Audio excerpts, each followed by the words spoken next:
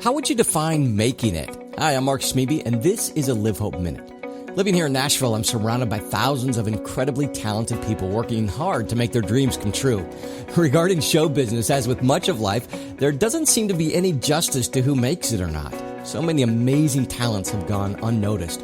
So a question I've asked myself a lot is, what does it actually mean to make it or to succeed? I believe this question is ultimately asking, where should we place our hope? I can't put my hopes and my dreams all coming to fruition, although many of them have. I can't place my hopes in my own efforts. I can't even put my hopes in God to work all the details behind the scenes so I get what I want. No, I have to put my hopes solely in God and seek His righteousness and trust that the life He gives me is exactly what is best for me. Living with that kind of peace, to me, is success. Find more hope on our website, livehopenow.com. I'm Mark Smeby with this Live Hope Minute.